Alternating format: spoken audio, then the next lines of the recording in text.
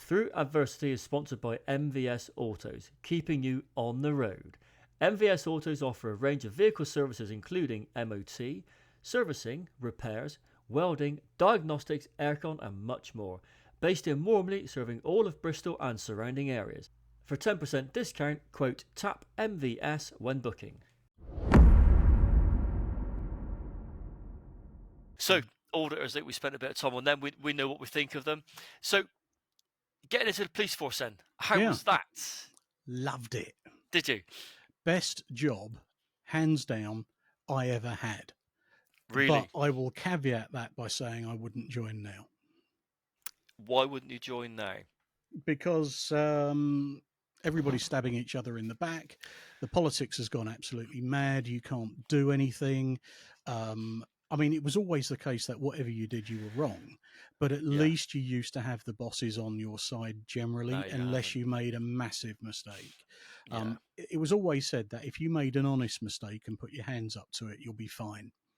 Yeah, but that is no longer the case. I mean, there's stuff in the press. I won't go into the individual case, but there's stuff been released recently about certain officers have reacted. Maybe they've been a little bit excited at the time. Maybe they haven't. But these people are human beings. We forget, right, that a police officer is a civilian in a uniform. They're not a paramilitary force in the UK. They are civilian law enforcement, and they are taken from a cross-section of society. And with that comes everything else that you have in society, like a bit of preemptive action or whatever. What's the average age of people joining the police force? What now? Just in general. Do you know 0, because nobody's joining at the moment. No. Literally, you hear figures, but apparently like nobody wants to join the Met now at all. When I wanted to get in back in 98 and just before, it was hard. What, 60 then? Late 50s at least. So yeah, it was really difficult to get in. And now, The reason I say is, when you go into the military, you go in at a young age, late teens, very early 20s. Brain development, everything you learn becomes hardwired. It's drills, isn't it? It's natural. So when people go into the police force, normally, let's say the mid-20s, brain development as is pretty much, prefrontal cortex is done its job. So when you learn in the police, you've got to actually learn it. It's not natural in the same way you go into the force at a young age. So if someone joins it at a very young age, they're hardwired to be whatever their job's going to be, whether it's the police or the military. They're hardwired. It's an easier function to take on because you've learnt that and it becomes part of you, which is why we transition poorly. If people go into the police, let's say they leave the forces and they go in their mid to late 20s, it must be harder to get those natural instincts to be a natural sort of full-blooded copper, because you have to actually really learn those things. Does that make sense? It does kind of make sense. I mean, you learn more about being a copper by being a copper than you do in training school. Just like being a soldier, you learn more by keeping your head down and getting dirty. And realizing what it's like to be up at 3 o'clock in the morning and getting booted in the head and stuff like that. Then just you do in basic training. I guess so, like when you learn to drive, isn't it? Yeah, exactly that. Yeah. You learn to drive. You only start driving until you've passed your test. Then you really learn to drive, don't you? So you loved it. So talk us through your journey through the police force then. Okay, so I was in the police for a lot. Wow. So Did joined a fair stretch then. Yeah, so I joined in 98 and left in 23, retired in 23. Wow. So I was able to retire early because of my Air Force pension. God, this itchy nose, honestly, man, it's really bad. Do you want to get it for you? Get a little scratch. Thanks, love. Cheers. What's that callus on your hand there? Is that there? Is that a burn? Is it? No, sir. I've been training, mate. Oof. It's where I've just been doing. That one's even worse. You are an alpha male, mate. I'm so proud of you. Thank you so much. What was the question? I forgot. It was. What was it like? So, what took you through the journey? Yeah, talk us through your journey for the forces. So, you do street duties, which is like or you did then, 10 weeks of being in a little school in the police station Yeah. where they take you out and you do basic police work. So, like nicking your first shoplifter, Yeah. you know, doing tickets for bus lanes and no right turns and all of that exciting stuff. Yeah. And some people really get off on that. Is that the equivalent of doing your 2 years on the beat? Uh, Like when my dad was in it, was always you do no, 2 so years on the you beat as a do. beat copper. So what they're doing there is it's a street duties course. So they're teaching you to go out on the beat. Right, I see. Yeah. So you'll go out with a tutor constable who will go, right, I'll initiate this stop. Yeah. Yeah. I'll do the words, the magic words. You do the searching. Next time round, you're going to do the magic words and the searching. And then they get you up to speed. Yeah. Do you remember your first arrest then? Or your first I do, first yeah. one? It was It was me. I've got to be really careful what I say about this one. Yeah. Oh, go on then. Yeah. Was it near a school or a park? No, it was a guy who, I'm trying to think. I think he was a shoplifter initially. Yeah. And I think he took out a loaded syringe and threatened the shop owner with it. Oh, wow. Did a runner across some fields in Barkingside in northeast London. Yeah. And so we all got tasked to go and find this guy. Yeah. Dog went in. It was on a golf course, I think. And so I remember. I remember that I was. Do you have the term cabbage in the army? Cabbage. I'm guessing it means stupid or No, buying your own kit, basically. Oh right, no, we didn't. No. Right. No. Okay. So I was like, okay, I'm loving this job. So Yeah. I bought a few bits of my own to put on my belt and things like that because I was living the dream, right? I was absolutely in my element. So anyway, I go running across the golf course and all this stuff just starts flying off like the clown's car when it the wheels and the doors. And there's and I've got my big floppy red boots on and the radio's off over flummoxing across the golf course. Utter disaster. What a prat. Looked a complete buffoon. But basically handed the prisoner and said, there you go, that's your arrest. And I went, what am I arresting him for? I think it was for a fray and off wep and stuff like that. Some or all of the above may not be true, just for the sake of the recording. Absolutely. So when you've got all your kit and you run, it's not easy, is it? With that kit on. Did you have it's like an a stab vest on as well, or? No, because I tell you what, I was stupid, and if I could get away with not wearing it, I wouldn't wear it. I hated wearing it. Hot and sweaty, aren't they? Yeah, and really difficult to tussle around with and stuff. Around, you end up on the floor with somebody and you've got a bloody, because back then the stab vest was like, I mean, it weren't far off the bloody things you used to wear in Northern Ireland, right? Flak jackets, flak jackets. God, yeah. Yeah, they weren't far off. They had a particular smell, didn't they? Yeah, well, mine certainly did. But like Marmite, I think. But yeah, you end up rolling around on the floor. Yeah. And you can't do what you need to do. It's really bloody hard. Do you think it's a hindrance then in some way? Right? I found it well. I mean, don't get me wrong. There's plenty of cops out there who make it work. So it was probably more to do with me than anything. But I didn't like it. So I think for the majority of my uniform service, I tried to not to wear it. Yeah. So was it a personal choice, or did they check you? So why for a while it was personal choice, and then I think after, obviously, usual thing, people get hurt, and then they make you wear it. So, which you could understand, can't you? Because you lose someone, someone gets seriously injured, you think maybe I'll just pop it on now. Yeah. So any outstanding moments during your career in the police force, or what loads. was your? So what was your absolutely favourite point? Loads? Yeah. My favourite point. Was. Or how did we get to your favourite point? Man, there was just so much. I just loved that job. It was the best job ever. Yeah. And it's not the best job ever now, I'm afraid. No. But I was out with a guy called Trey one evening. We were in a marked car in Ilford, and bold as brass, as you like. Look to the left-hand side. There's a guy with a sawn-off shotgun holding it to the head of an OAP in a bus stop. Wow! Right, as you do. Yeah, standard stuff. Yeah. Yeah, just another day at the office, Yeah. and we had somebody doing a ride along that night, Oh, who wow. wanted to see what it was about. So me and Trey jump out the car, Yeah. and not thinking about it at all, we fold this guy up into a small ball.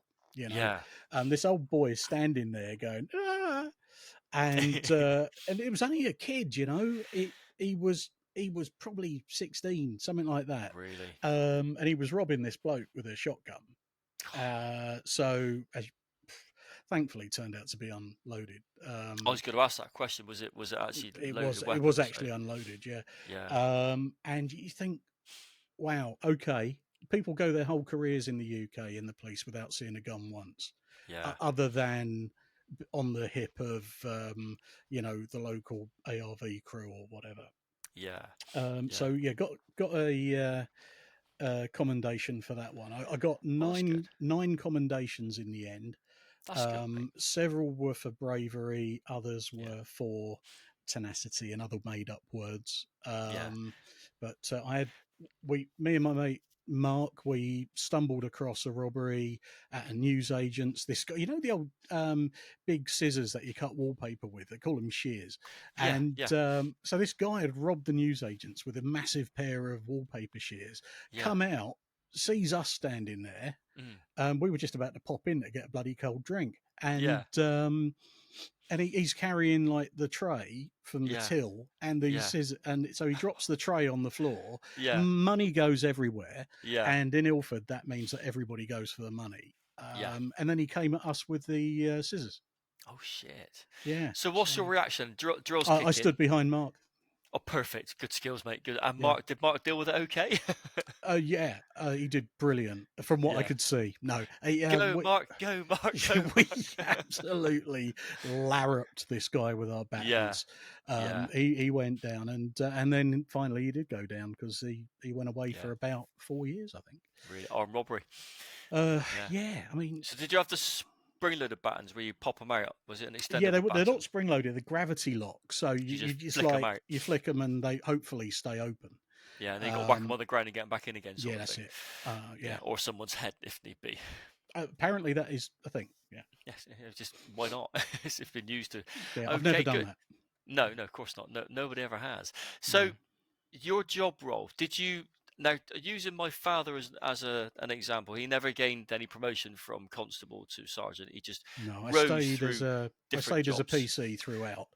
Yeah, However, I went through various departments, so yeah, I am not blowing my trumpet too much when I say that I had a very high arrest rate for bad guys. yeah. Actual bad guys rather than Pretend was like me. like hurty words on the internet, that sort of thing. Yeah, yeah, So I was out nicking robbers and burglars and things like yeah, that, and for some reason that they reckon you make your own luck, and I'd say that's probably true. yeah, yeah, So I then applied to go on to something called the Crime and Disorder Unit, which was basically a local version of the TSG or the SPG, yeah. and they'd stick you on a minibus. You'd go around and on a Friday, Saturday night and have a good old time. Oh, right. Sit outside nightclubs. Just waiting for it to go off. Yeah, basically, Yeah, and amazing, right? You're sitting there in a big yeah, marked carrier, yeah. and people will just do stuff right in Start front of you. They don't notice yeah. you at all. Hiding in plain sight kind of thing, isn't it? It's unbelievable. Yeah. Did you ever get to the point of doing any sort of real deep investigation to say drugs gangs or organised crime groups, stuff like that? No, I had a couple of good drugs arrests. Both of Yeah, them came from standard stop and search stuff. yeah, I was in Hainault one night and saw a car going through a red light and then speed yeah, off. yeah. So we went after it, got it stopped, and there was a massive bale of weed in the back. Oh dear. It was probably about 2 foot by a foot. It was a big old block. So Yeah. it's personal use. Couple of kilos there, mate. Yeah, it was a Yeah. fair old chunk. And he got off with it. How the hell did he He get did off with not that? know it was in the car, Really? Well, even though that's it what he said. stunk to high heaven. Yeah. So he that was his defence. I didn't know it was in the car. Yeah. I guess from a defence perspective, he's got no DNA or no fingerprints on the package. There's no sign of him going into the boot, opening and closing the boot. Mm. It's concealed in there. It's a fair defense, isn't it? Well, it was behind the seat. So Oh shit! So it was in the yeah, car. so Oh, it so wasn't in the boot. I mean, it was. I mean, he must have I must known have it was smelt there, that. right? I mean, Yeah, yeah. I mean, look. I mean, it's one of those things that I think at Snaresbrook Crown Court, I think something like 75% of cases got found not guilty, yeah, and it wasn't always because the evidence wasn't there. It was just that the public were fairly apathetic, I think. yeah. Or maybe he was helpful with their inquiries. Well, yeah, who knows? You Yeah, never know these days, do you? spread the love. Spread it around. So, looking at your police career in general, so how long you did 25 years in the police force? Mm. You got your early retirement. So, let's rewind a little bit. So, you have or were or are diagnosed with complex PTSD? Yeah, that's right. That And came as so in the police, you see lots of nasty stuff. yeah, Add that to what I saw in the Balkans. yeah, You know, in the Balkans, I was in a place where airmen wouldn't normally be. Uh, yeah, Went to go and mend some equipment. We were on the back of a 4-tonner, loads of army guys, and yeah, end up coming across something which was really unpleasant. yeah, Um, just to go back to the police career for a minute, I spent the yeah. last 12 years in counterterrorism. So, you know, Right. that was um, really good at the start. Yeah. Did you find in that part of your role there a lot Mm. of contribution towards PTSD and something you definitely know about is you're living in fight or flight for a lot of your career, aren't you, as well? So, yeah, the It's thing with blue light services is that, you know, and the same with the military is yeah, you can live for years and years and years with PTSD. You know something's not right, yeah, but you don't want to face up to what it is. yeah. And it, you know, I think it took, I want to say the best part of 20 years for me to be diagnosed. Really. So Yeah. so you knew it you knew something was there, but you got used to it as you do that. You just accept it as your new normal. You Mm. navigate through life as best as you can.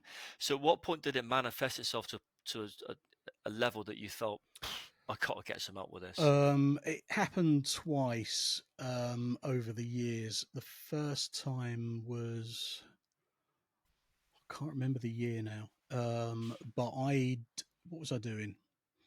I'd gone to West Ham versus somebody, and I was Yeah, policing that in uniform. yeah. And I'm standing in the sort of, I think they call it a vomitory, the bit in between, where at the top of the stairs where the crowd come out into the seating area. Okay, yeah. And I just started, my head started to swim, Really? and like the world just started to move away, and I Yeah, just felt really odd, and I thought, Jesus, I'm dying. yeah, I'm totally dying here. And I stumbled away from there down the stairs and came across some chief inspector walking the other way at West Ham. yeah, And I said, Gov, where's the first aid? He goes, Are you all right? And I'm like, No, I'm really not. yeah, And at this point, you know, the world was starting to take on a very, very strange look about it. yeah. So In what sense? You okay to go into that? yeah, yeah, yeah. So like the corridor thing that I was walking through underneath the Yeah, main stand at West Ham yeah. was all of a sudden about 5 miles long. You know, it was Okay. long enough for the 5 mile of death.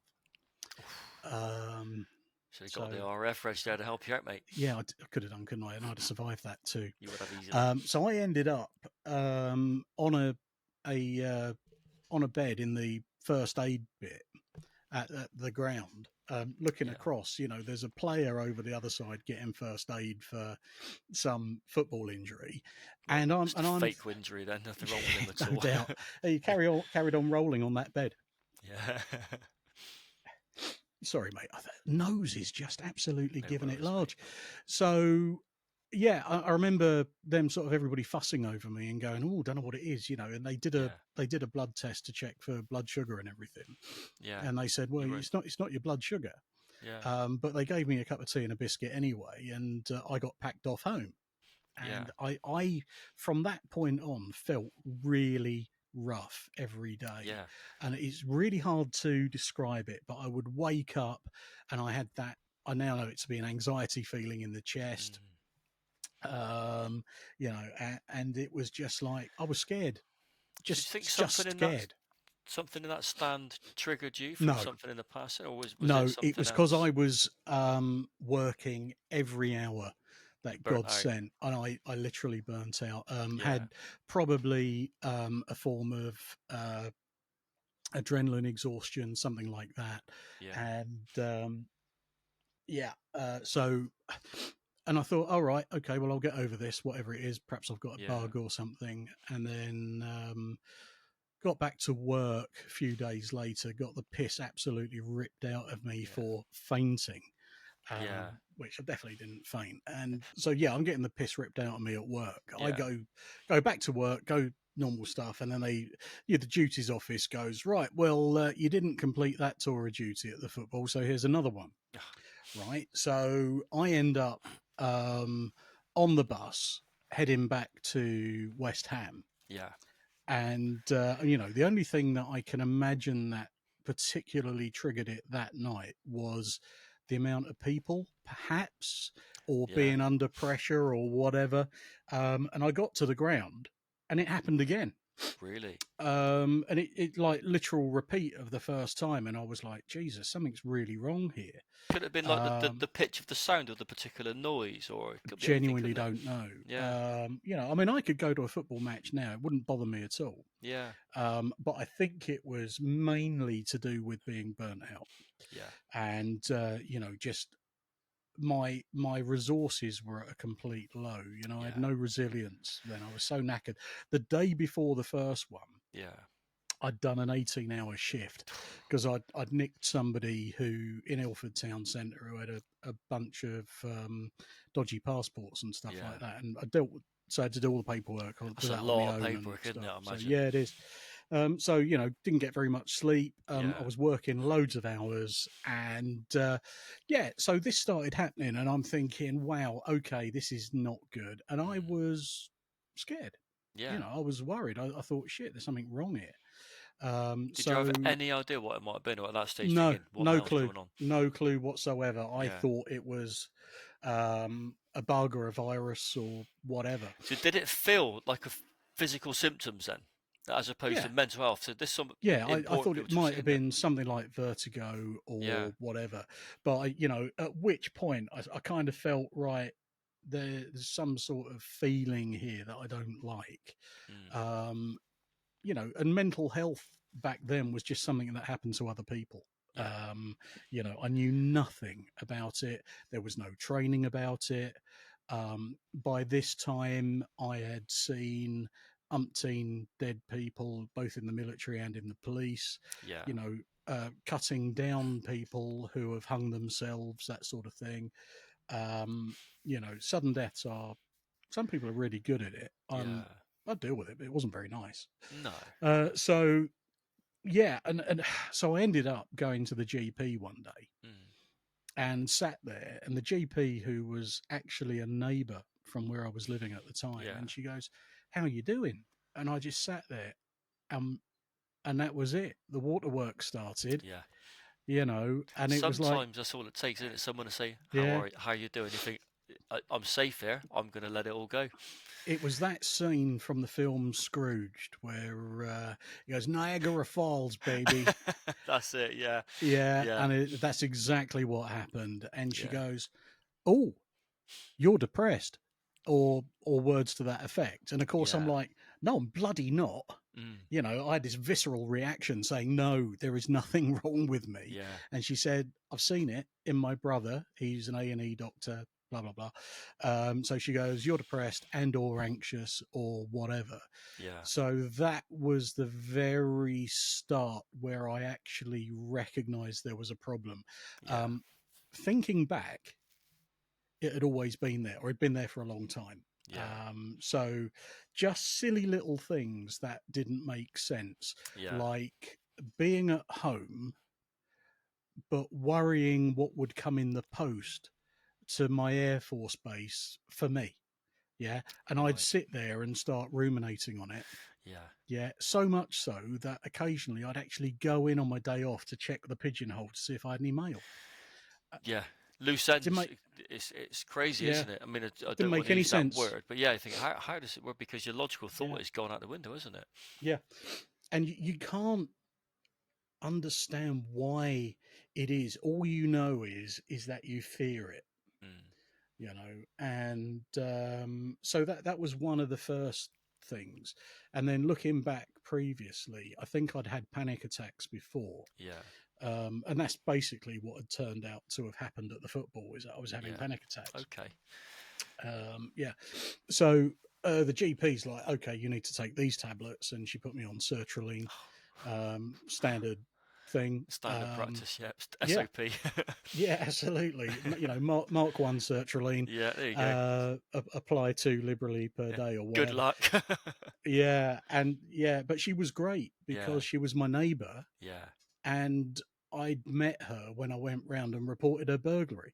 Okay, yeah, So yeah, there was a link there, and she actually showed some care, yeah. and she was a really good person. Do you think Mm, that having your neighbour as the person that you saw, having yeah. that link, that sort of initial bond, do you think it made it easier for you to actually open up on that moment and be emotional and allow her to identify it, or do you think any doctor would have done the job? Well, I had no idea what was going on. I think it was because she showed care. Yeah, Yeah, maybe being female helped. I don't know. yeah. I tell you, who she looked like. Do you remember the Gentle Touch with Jill Gascoigne? Yes. Oh, Yeah, yes. Yeah. she looked like Jill Yeah. Gascoigne. Yeah. Oh, right. Yeah. Okay. Um, so, but shorter, and Yeah. she drove a VW Polo for some reason. I don't really know why that was relevant. Because you probably followed it. Wow, thank you. No, but it's weird though what Yeah. you remember. Yeah. Yeah, and of course, what you suddenly realise is eventually this is hypervigilance, Mm. and actually those that help you, you remember who they are, Mm. how you can access them if you need them. Yeah, Yeah. just like you are incredibly aware of those who could cause you harm. Same thing, isn't it? Safe, not Yeah, safe, friend or foe. yeah, It's literally categorized in the black and white, isn't it, for hypervigilance? There's no grey. it It's it just, is. it Yeah. is quite simple. So, how, you've now got a rough idea where you're going with this. How did that play out over the sort of next 1, 2, 3 years? So no treatment, counselling, psychotherapy, anything like that. It was Yeah, just take the tablets, and I think it took about 3 months before they finally started working. really. That's a long time, Um, isn't it? yeah, it is, because I was pretty far gone. Yeah. Um, I was in a bad way. Mm. So that happened. I carried on, just carried on burning the candle at both ends in the Yeah. police. Um, joined. Well, at that time, I was still very young in service, actually, but Yeah. I ended up in counter-terrorism, and then it bit me in the arse again. Yeah. In a very similar situation, in so much as I've been feeling unwell, and by then I really knew my stuff about anxiety. Yeah. And I was walking down a corridor one day, and there was a chief inspector by the name of Matt Craig Yeah. walking the other way. Yeah, basically exactly the same circumstance. Yeah. Walking down a corridor, chief inspector walking the other way, and I was just like, Yeah. And he goes, "Christ, are you all right?" I Yeah. said, "No, I'm really not." Yeah. And he was good as gold. Called up the yard. They sent a car over. They Yeah. took me home. This is old school, looking after your troops. There's Yeah. a lot to be learnt from Yeah. that. Yeah, not sticking people on a bus or a train and going, No. just text us when you get home. You need to be Um, escorted home so you're safe because so a lot can take you happen between home here and there. because you don't know what's going to happen, Yeah. and it shows that people care. Yeah, Yeah. and that's a big deal, Yeah. right? So you senior officers out there, pay attention. Yeah. Okay. So had that. I was off work that time round for about 3 months. Okay. Went back to work and got bullied by a couple of colleagues. Because it was Because exposed that your mental health was. well, from their perspective, it was Yeah. that they were picking up the slack. Yeah. And that's So the problem, isn't it? Because that's the mentality of people not understanding, or yeah, certainly back then. It's probably maybe it's gone the other way now, but certainly a problem where it will prevent people from actually being honest with how they're feeling, wouldn't Well, it? I by that time I was becoming quite rebellious in the way that I was dealing with it, because I knew what was going on, I knew what was right for me, Yeah, but I just knew I wasn't feeling well. So actually, I just said, listen, you're not treating me like this. It's not on.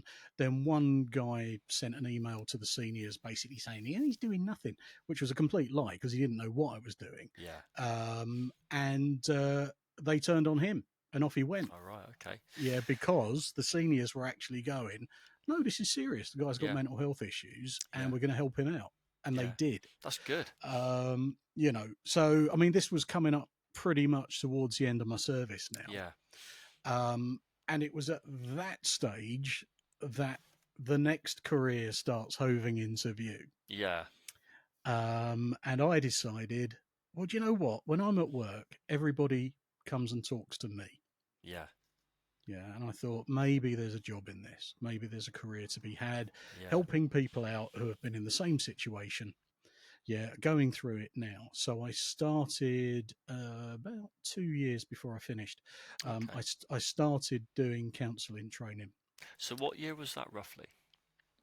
2001, I think. Oh, No, right. Go. sorry, no, 20, 2021. so Yeah. just sort of after COVID-y, sort of like, the back end of COVID sort of So era. yeah, I mean, we were still in restrictions then. Yeah, So the first year was done online. yeah, Year two was in person at a local centre in Chelmsford.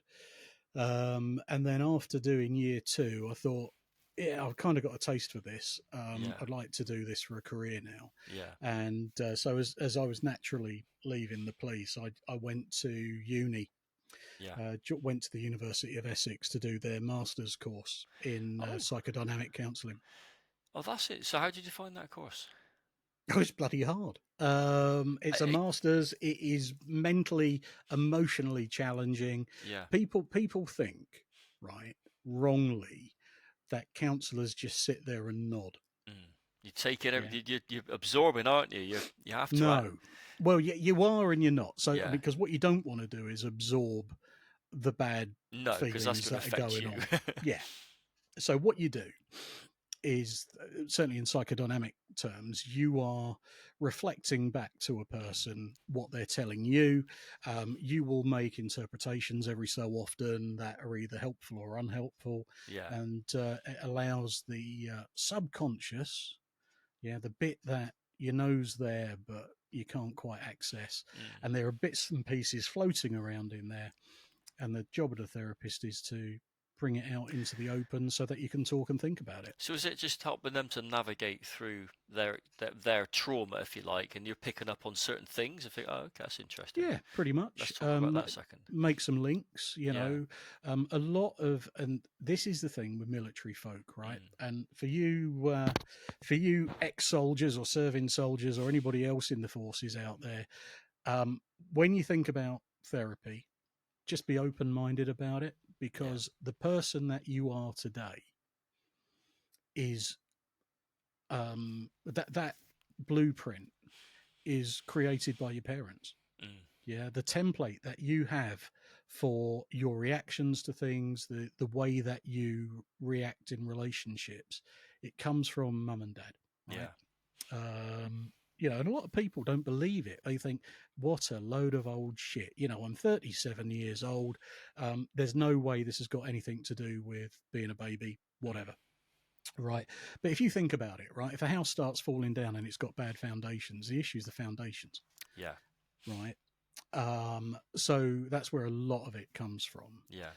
And if you have traumas in later life, your Mm. reactions to those traumas can be written because of stuff that you dealt with as a kid. So when you say the foundation, is it a case of it's genetically imprinted into you, or as well as learnt as you're growing up there as a can child? certainly be genetic aspects to it, without a Yeah. doubt. I mean, the particular form of therapy that I do, Mm. that there's a great deal of importance put on early years experience. Yeah.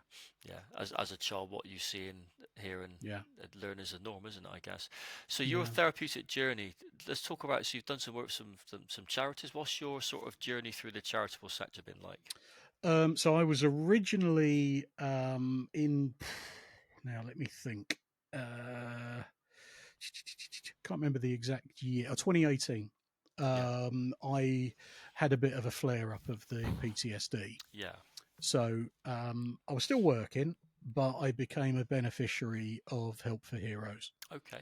Yeah, and One of had the a biggest charities out there, which, yeah. I had some excellent interactions with a very good therapist called yeah, Mick Pierce, yeah, um, Sir Mick Pierce, MBE.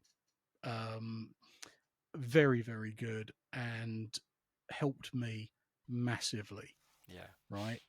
Unfortunately, Mick moved on from Help for Heroes, so and my therapy just stopped. On the day, it Just was like just that. like just cut me off, right? Which What is sort of an therapy were you receiving, absolute. mate? It was more psychoeducation than Yeah. anything else. Okay. But what people don't realize is when you're in a therapeutic relationship with somebody, if you cut that person off, it's incredibly damaging, Mm. right? So, it was hard. Yeah. So I was just cast adrift. Yeah. And that was one of the experiences which led to me thinking, do you know what? I've had a really shit journey trying to get treatment. Yeah. Um, I tell you who were good. That was Combat Stress. Yeah. No, sorry, not Combat Stress. Apologies, Combat Yeah. Stress. You are wonderful. Yeah. But it's not you. But it isn't you. It was Walking with the Wounded, Yes. Okay. Yeah. Good. Good. who actually paid Mm. for about 18 sessions of EMDR therapy for That's me. good. Yeah, I needed them. Yeah. And Did it work? yeah, amazingly. That's good. It I'm was I'm an really advocate good. for EMDR and stuff like that. I think it's Yeah, amazing it is therapy. good. Yeah. Expensive, but however, with therapy and trying to get your life sorted out, Mm. you've got various things going on, right? So you've got traumas that are locked in the mind. Yeah. EMDR can definitely help with that. Yeah. Yeah. But also your early life stuff, the other traumas that you've been in, the relationships that have never been right, and you make the same mistakes again and again in Yeah. relationships. Yeah. These two therapy systems can run next to each other. Yeah. So I do a thing called psychodynamic therapy, Yeah. which is like a real deep dive. Yeah. But if you had that alongside EMDR, Mm. you can really, really turn your life around. Yeah, I agree because I do BLS, which is like a version of EMDR. And what I've Okay, said to yeah, people through BLS is it's extremely evasive at unlocking the trauma and desensitizing you in the same way that EMDR does. But it's yeah, very quick. It can leave people quite stumped with like what the hell's happened. And suddenly they then need to explore what they've learned about themselves, because all of a sudden they got these brand new memories they've never addressed before, and they thought, because as far as they're concerned, this has just happened. It could be old memories, and they're thinking mm-hmm. then you need to talk to someone and understand what's happened. We've gotten rid of the traumatic and the disorder attached to that, but you need to now figure out what to do with your life, how to move forward, because people that get Yeah, new normal is really difficult, mm. because it's like, I use the analogy of, if you broke your leg when you were a child and you never got it fixed properly, you just learned to walk with a limp, and someone say, right, your leg's better, it would feel weird. Do you normally walk with a limp? Only sometimes. Understood. I just thought we needed to drag it back into the gutter for a minute because Yeah, we was getting far too serious it's there. too professional, wasn't it? Yeah. Yeah, Yes, I do, sir. So it would feel weird. It doesn't mean that it's that wrong. would. That was definitely got weird just then. So yeah, I guess you're right. We're using two different modalities hand in hand, which complement each other, would Mm-hmm. have such massive results, wouldn't it? Yeah. And it does. So the plan is, I mean, I'm still studying all these years later. So what are you So I've doing been now? So where have you well. So I in order to practice, I studied for 4 years. Yeah, Ended up with a master's in psychodynamic counselling yeah, from the University of Essex. So went yeah, into private practice. yeah. Did a spot during my training working with a military charity alongside you big freak. And you Good, know, good times. well, yeah, no comment. No comment. But yeah, I mean, charities, military charities. Good and bad. I think there's good and bad all around all the time, isn't there? Yeah. I mean, I went through, I mean, I don't want to hammer on about it too much, but my Oh, major let's. bugbear. Yeah, all right, and we'll do it then. You were being rude, weren't you? Yeah, a little bit. Filth. My major bugbear with military charities, and I'm sure it's the same across the whole charitable sector, Yeah, but the overuse of signposting. yeah. Yeah. Mm. Do you know what? If you're able to help somebody and you're a charity, fucking help them. Help them. Yeah, don't Yeah. point to someone who's got more money or more manpower. If you can help Yeah. them there and then, because every signposting is a loss of faith in the support that person's going to get. Oh, The again. amount of veterans who fall through the cracks due to Yeah. signposting, right? Capture Yeah. them and help them if you I can. got signposted up the wazoo. Yeah. Yeah. And eventually I ended up getting lucky. Mm. All right. And I know a lot of people don't get lucky. No, no. Yeah. So, I mean, what I would say is if you're in the position at the moment that you're thinking about therapy, go see your GP. Yeah. Yeah. The GP will try and fob you off and Yeah. go, oh, go get some therapy. Yeah, grand. But on the NHS, it will take like forever. Yeah. There's no drama with taking tablets to help bring you Yeah. to some sort of stability. All right. Yeah. They're important. I think medication. People Yeah. people sort of say, "Oh no, I'm not doing it." It's a stopgap, a temporary measure to put you in it on an even kill until you get the help you need. That's Yes. all it does. All right. And again, things working alongside each other. Yeah. It works perfectly fine. Do not be too bloody proud. Yeah, because you might take painkillers if you bugger your knee up, right? Yeah. What's the difference? Exactly. Okay. Well, I'll tell you the difference. It's pride. That's Yeah. all it is. Yeah. Yeah. And if people got So this thing and said, "Oh, I don't want to be on them for the rest of my life," well, you won't be, mate. you You'd don't be on have them. to be. You'd be on them until you don't need to take them anymore, which Be could be on a few them months. when you need them. Yeah. Yeah, that's it. So yeah, we ended up working together at a charity. We, for some weird reason, got along.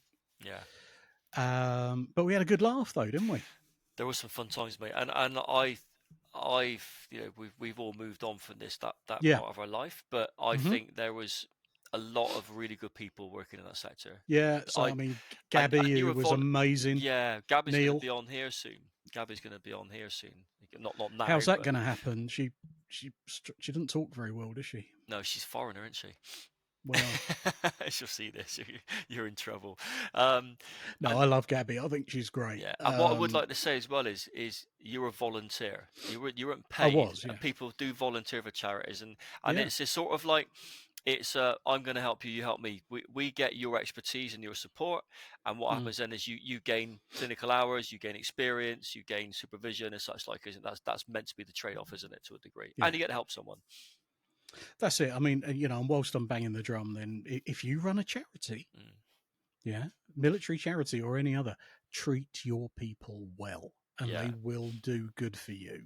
Yeah. All right. There's no difference to the forces, but of course, a lot of it is money orientated, and because it's the real world, and and things happen. But yeah, I mean, we helped people without a doubt. Oh, 100%. Yeah. So now I'm not with the charity anymore. I'm in private practice. Yeah. How's that going? It's going really well. So I see people in person, both in Colchester and Chelmsford. Face to face, obviously. Yeah, both of those places. So I see quite a few military people and serving and veterans, and serving ones who don't want DMS to know that they're seeing somebody. If somebody wants your help, how would they find you? Have a look at my website. Yeah, we could do the link later on. Yeah, we'll put the link in. Have a look at my website. and we'll give them a phone number out. And people, what I'd say is when you're contacting a therapist, don't ring them because they might be with a client. Send them a text. Yeah, definitely. Yeah. So we've not got to the end yet, but we've got to the sort of, say you're currently studying to further your qualification. How long you got left on that then? I did my master's. I've just finished the first year of my doctorate. So you're just jealous, man. Oh, I know, right? I've got 2 years left of that, and then I'll be Dr. G. Hopefully, if that all Dr. goes well. Gledhill. Yeah, and that'd be it. But I'm all about the military and the emergency services, so I speak their language. Yeah. So before we wrap up, Paul, I've got some generic questions which I'd like to go through, just to get, because part of this, the whole point of this podcast is for people to learn, understand what motivates you. So I'm going to rattle off a few questions, and these may or may not catch you out. So, question number one: How do you get through your darkest days, mate? What would you, how would you sort of describe I that? got through my darkest days. So the last time I went through a tough patch, because it never truly goes away. You get better with it and more adept at dealing with it. I found, actually, of all things, firstly, making sure you're in therapy. I, as a therapist, have a therapist, right? So that I can talk to them, and playing games on my phone. Yeah, just for no other reason than it gives your brain chance to think about something else other than whatever you're ruminating on.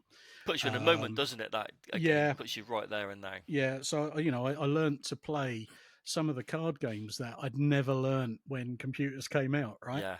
I'm on the Xbox regularly, just disappearing into Call of Duty. Form of escapism, more trauma. Well, I mean, that's the thing. I mean, it's oddly enough, it's probably the closest I'll ever get to having been a super soldier. Good answers, mate. So what or who has inspired you? So firstly, Mick Pierce, who was one of the therapists at Help for Heroes. My ex-girlfriend Kerry, she was very inspiring as well. Yeah, that's good. Owe her a lot. Yeah.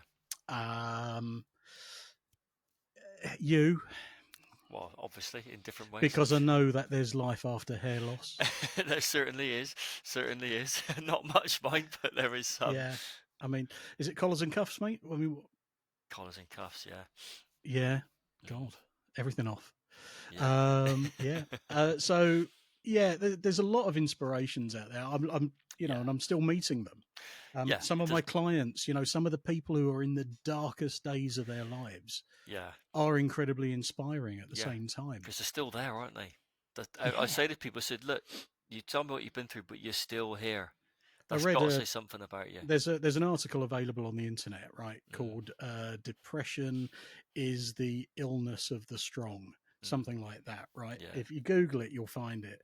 But it absolutely encapsulates the fact that if you have been living with PTSD or depression or both, or having to work with Rich, that you do it for years and it means you're strong. Yeah. Compared to someone that's never had any problems in their life, you imagine you get to 40 and you've had an easy life. How would they deal with? They suddenly get given a shit sandwich to eat at the age of 40. They'd go to pieces, wouldn't they? They've never struggled, never had any adversity. You think, fuck, what do I do? Absolutely. So you said just now, you sort of various people to go to for support. What's your best coping strategy apart from maybe on games? Is that your best strategy, you think, for a little bit of escapism? Coping strategies for me. So gaming of all sorts, spending time with my daughter. Yeah, because the thing is, when you're down and depressed, naturally you start withdrawing from people. Okay, for all sorts of reasons. Try to fight against that. Try to make sure you have regular contact with people, stuff like that, because you will, they're setting you an example of what it's like to feel okay. Generally. And then the other one, big one for me, is wild camping and bushcraft. Yeah, getting out, just get away from de-tech, unplug, get away from the world. What would you do differently if you could? Throughout the whole time. Yeah. Would you change anything? Oh, that's a really good question, Rich. People ask me the same question. What would you do differently? You don't get caught. No one get caught. Yeah. Yeah. What would I do differently? I don't know. It's hard, the isn't honest answer. Because what have you done has led you here, isn't it? It's led you to where you are now. So I've got a job that I like. Yeah. I've had jobs that I like. Sorry, I've got a job that I love. Yeah. All right. I've had jobs that I love. Yeah. There have been hard times in those jobs. Yeah. Right. But most important thing, I have got an amazing daughter. Yes. Yeah. She means the absolute world to me. Yeah. Most important thing ever. Yeah. She has never once rung me up asking how to cook pork chops.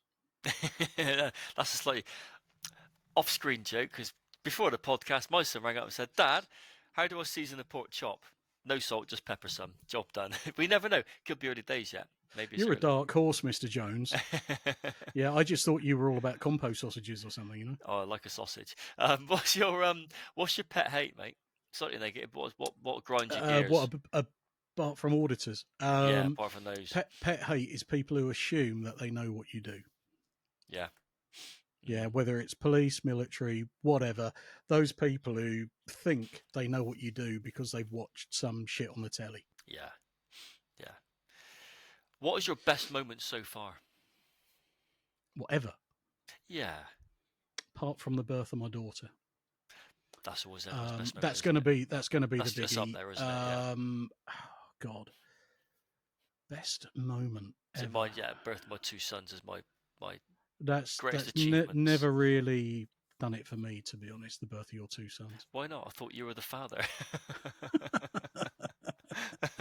There's a joke there that would get us kicked off the internet. Absolutely. God, yeah. I mean, so I've done a lot.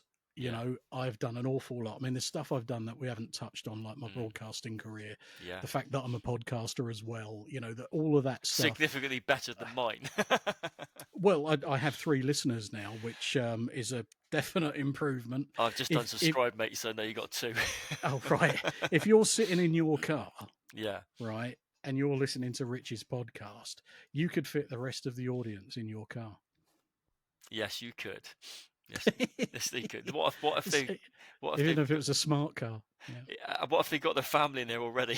They could still fit them in. Yeah, probably would be some room there. Biggest moment. Do you know what, mate? I've had loads of biggest moments, and I don't think I can choose one. They're all special in different ways. Yeah. You know, in a military context, being the absolute complete novice homebody non-military guy who got through basic training when it was really shit. That's a big achievement, mate. Yeah. Because I tell you why, when I had my passing out parade at Swinderby, and I remember it being in the hangar because it was a really crappy day. And my mum coming up to me, and she could not believe in 6 weeks how much I'd changed. Yeah, that's it. Right, your posture and stuff like that, isn't it? Loads of stuff. I mean, it was night and day from how I was. Yeah. So I guess in a military sense, big achievement was actually getting through. And you know, there will be people listening who they thought basic training, that was a doddle. You know, that was fine. Not for everyone, is it? But no, it isn't for everybody. Yeah. And I hated it. Yeah. Every second of it. Yeah, because I was saying, when I went to basic, I thought, well, basics for getting you fit. I did no preparation, just rocked up. I didn't do any training at all. I just thought, well, that's what it's for, is it not? It was hard work, really hard going. Yeah, massive. Yeah. So, what makes you smile? Completely inappropriate jokes. Bad things happening to bad people. Yeah, seeing bullies come off the worst. Yeah. Yeah. Everybody thinks that because I'm a therapist that I'm going to be all sweetness and light and no, kumbaya, sit around around dark side, mate. Well, I have a real sense of having a foot in the real world. Yeah. I just there are bad people out there. Yeah. I genuinely believe that. So when bad things happen to bad people, it sometimes makes me smile because I'm human. Yeah. Yeah. And do you think of all the damage these people have caused, the Yeah. collateral damage that a bad person can cause to people's mental I health? do not like a bully. No, I hate bullies, mate. Yeah. I despise bullies. But what makes me smile, I tell you, and this is going to sound a bit schmaltzy, but bear with me, right, is going through the shittest time of your life, right, coming out the other end and then looking back on it and realizing that you're still here. Yeah. And actually you're stronger, more intelligent, more resilient, and able to face the future. Yeah. And when I see that in myself, it makes me smile. And I tell you what, when I see it in a client, I beam. Yeah, I really beam. You get that sense of like, good stuff, well done. Yeah. And the last one, mate, what do you think defines you? Sick sense of humour. I think so, quite comfortably. Yeah, I do. Humour is a defence mechanism, right? Without defence mechanisms, you go insane. Yeah. Right. So I always argue that having the sense of humour as your defence mechanism is the best way because it's fun. Yeah. You know, and so yeah, I think being around military people, knowing that you can basically just say what you need to say. Yeah. Without the fear of offending someone as well. Because they're not going to be offended. They just say, yeah, that's fine. No, and I mean, generally don't go out of our way to offend people, but there's plenty of people who will take offence. That's not your problem, though, is it? That's their problem. That sounds like a you problem, mate. Yeah. Yeah. But unfortunately, that's the world we live in where, my feelings are more important than your life. Yeah, exactly. So yeah. Should we give a collective fuck 'em? Fuck 'em. let them get offended. Fuck 'em all to hell. Yeah. Paul, I'd like to thank you so much, mate. It's been an absolute pleasure talking to you, and I've learned nothing. That's been a really interesting chat. And do you know what? I think I've actually found this whole chat almost therapeutic because you've got a very calming voice. When you're not ripping the shit out of me because I'm a squaddy, you're actually quite a pleasure to talk to. Really? No. Are you saying that just for the audience? Because in real life, you just hate my guts. I would have called you some horrible words, mate. And you will.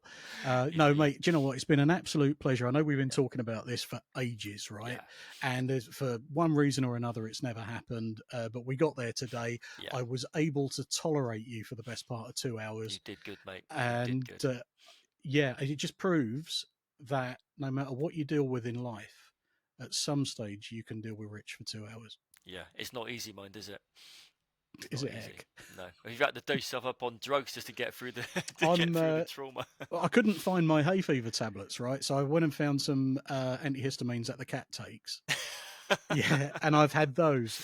They're only Puritans, so it's fine. But it does mean that I'm going to sleep like a it means baby you're going to go and take a shit in a tray in a minute just to bury it.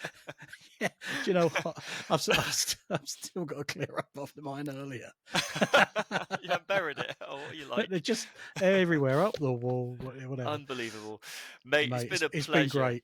Thank you. Thank you, Paul. I'm going to.